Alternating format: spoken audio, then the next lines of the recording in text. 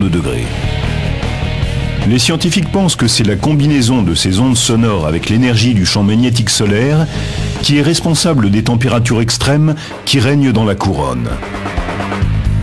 Depuis la Terre, on ne peut apercevoir la couronne qu'à l'apogée d'une des manifestations les plus surprenantes de notre système solaire, lors d'une éclipse totale de soleil.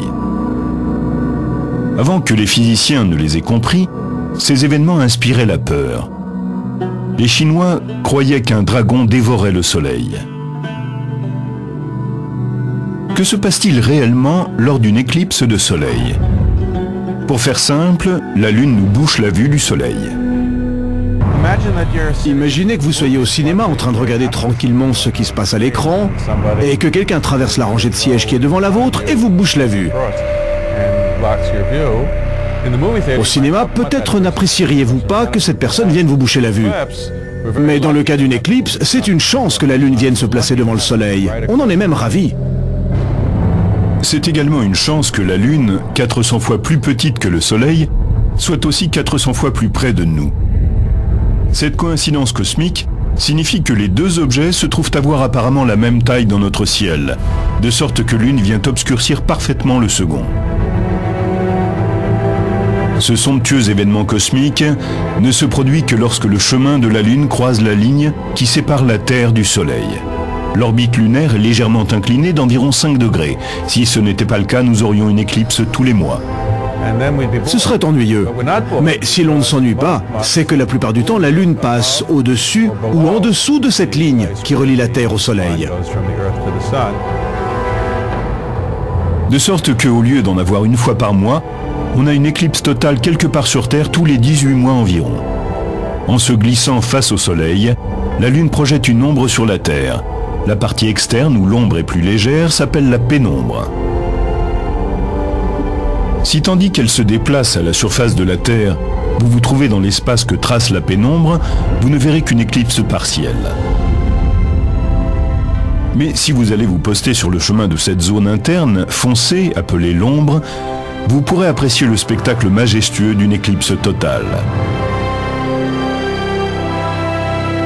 Si vous ne pouvez vous rendre sur le chemin de la totalité, il reste une solution. Attendez quelque part suffisamment longtemps et une éclipse totale passera juste au-dessus de votre tête, environ une fois tous les 300 ans.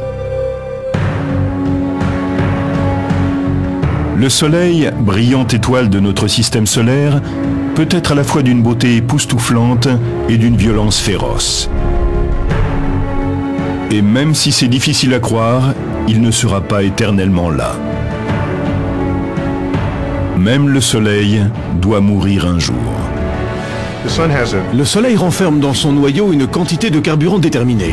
Et il est soumis à la fusion à un rythme que l'on peut calculer. Admettons que nous ayons ici la vitesse de combustion de son carburant et ici la quantité de carburant dont il dispose. Un calcul très simple met en évidence le moment où le Soleil va mourir d'ici 5 milliards d'années. C'est dommage, mais le Soleil ne s'éteindra pas avec éclat. Il est trop petit pour exploser comme une supernova. Les étoiles ont une spécificité. Elles comptent parmi les rares éléments qui refroidissent en se réchauffant.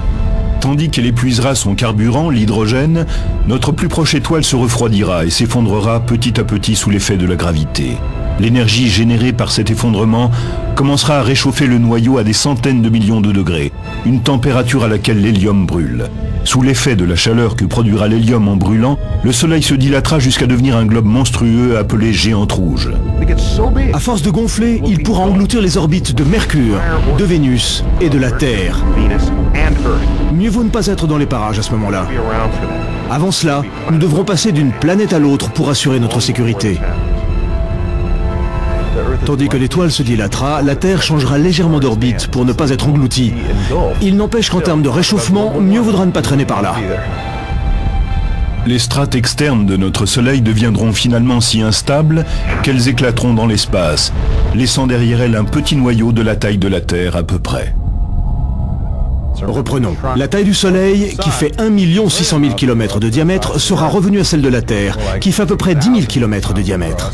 Ce qui fut notre plus grande étoile sera devenu un noyau de cendres qui se refroidissent lentement. La vie sur Terre telle que nous la connaissons cessera d'exister. C'est ça, la mort du Soleil. Voici de bien mauvaises nouvelles pour le genre humain. Mais voyons les choses du bon côté. Nous avons 5 milliards d'années pour nous préparer à la catastrophe. Pour l'instant, l'humanité continue de se prélasser à la lumière d'un soleil qui n'est qu'à l'aube de son existence. La science a percé bon nombre de ses secrets, et sa colère nous inspire aujourd'hui plus de méfiance que sa beauté ne suscite notre admiration.